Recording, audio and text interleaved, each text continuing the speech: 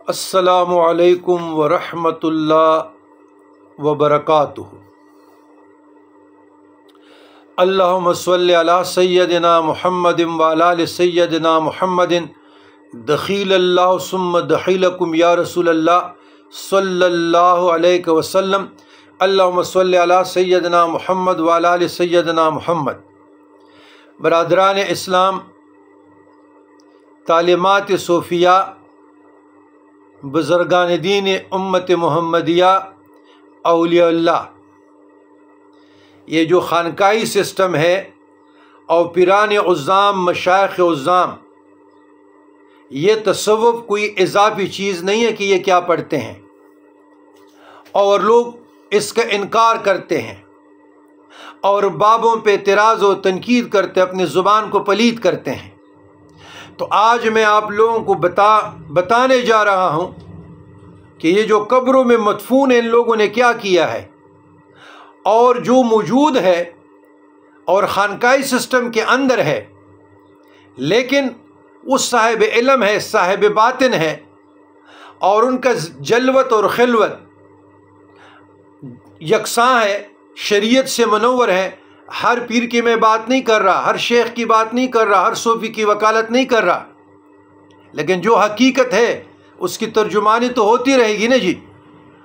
तो बात यह है कि मैं तमाम सालिकीनी तरीक़त को जो मेरे आमाल में है, तो मैं वही बात आप लोगों को अभी बताने जा रहा हूँ।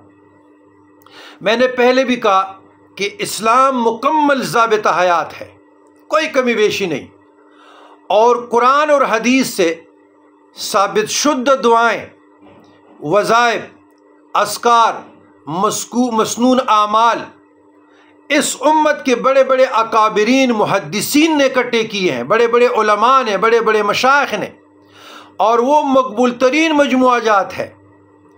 बाज़ार उससे पड़े हैं, बड़े पड़े हैं, और ये किताबें जिनके मैं अभी नाम लेने लगा हूँ मकबूल आम है, किसी के इख्तिलाफ भी नहीं। इन किताबों में मुअल्लिफीन ने ज़रूरी अस्कार और दुआएं मुस्तनद तरीके से रेफरेंस के साथ जमा की हैं, और कुतुब हदीस के हवालाजात बाकायदा रेफरेंस के साथ दिए हैं। लेकिन वो और बात है, जो लोग खुदी में मुब्तला है, अना में मुब्तला है, हसद में मुब्तला है, ज़िद में मुब्तला है, और तालीमात सूफिया से भी छिड़काते हैं, तो वो बाबों पे एतराज़ करते हैं, तनकीद करते हैं। ये उन पे एतराज़ नहीं करते, ये खुदी में मुब्तला, अना में मुब्तला होकर अपने नफ्स के पुजारी हैं। इनको अपने दो चार किताबें पढ़ने पर बड़ा नाज है। दो चार लोग जब हमारे सामने बैठ जाते हैं, हम छोड़े हो जाते हैं कि हम भी कोई है।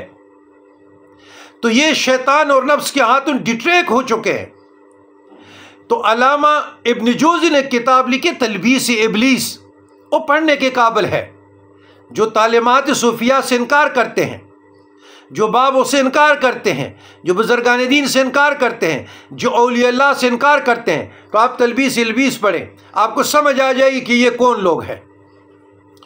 तो ये जो कुतुब है अस्कार के, ये हमारे ख़ुद सनद के साथ शामिल है, और सैकड़ों मुरीदीन को मैंने इजाज़तें दी हैं, और अभी भी अल्हम्दुलिल्लाह मेरे टेबल पे पड़े हैं, हमारे मामूलात में है इसके। तो पहला हिस्नुल मुस्लिम, ये शेख सईद बिन अली अल कहतानी की तसनीफ़ है। कुछ मैं आप लोगों के साथ चलो शेयर भी करूं। ये हिस्नुल मुस्लिम है, ये पिरानी तरीक़त करते हैं, मसनून अस्कार, मुहक्किक और दुआएं। दूसरे अमलुल यौम वल लैल, इमाम इब्न सनी की तसनीफ़ है, जो मेरे साथ इस वक्त ये टेबल पे अल्हम्दुलिल्लाह मुतरजम मौजूद है। दूसरा अमलुल यौम वल लैल, इमाम स्यूती की तसनीफ़ है। तीसरा अमलुल यौम वल लैल, इमाम नसई की तसनीफ़ है। अस्कार नववी, इमाम यहया बिन शर्फ अन्नववी मुहय्यिद्दीन अबू ज़करिया की तसनीफ़ है।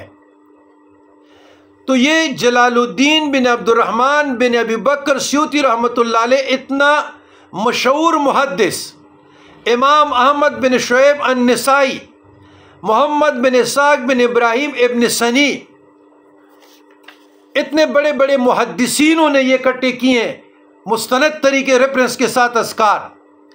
اعمال قرآنی مولانا اشرف علی تھانوی، حسن حسین، یہ دونوں الحمدللہ میرے ٹیبل پہ سارے پڑے ہیں، یہ اعمال قرآنی ہے، سارے قرآن مجید فرقان حمید سے آیات۔ یہ حسن حسین ہے، امام محمد بن محمد الجزری شافعی رحمۃ اللہ علیہ۔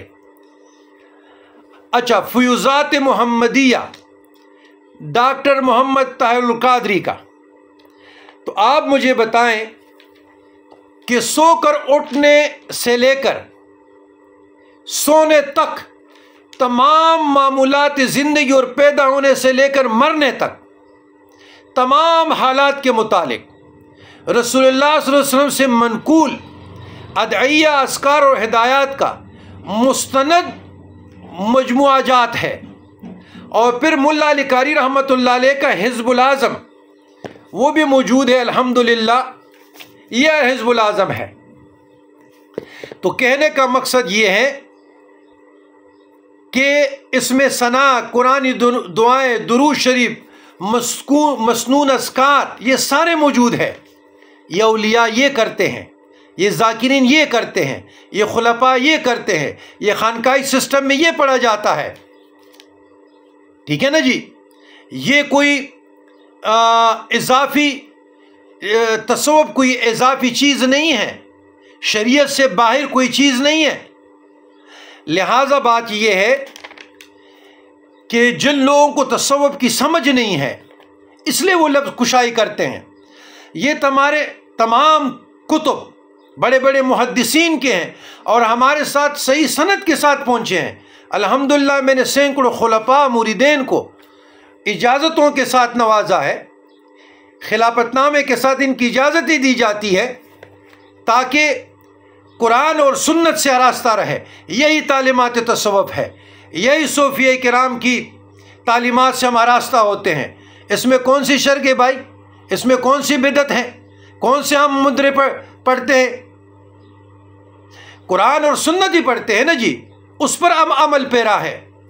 تو بات یہ ہے، یہ ناواقفیت، کم علمی، جاہلیت ہے۔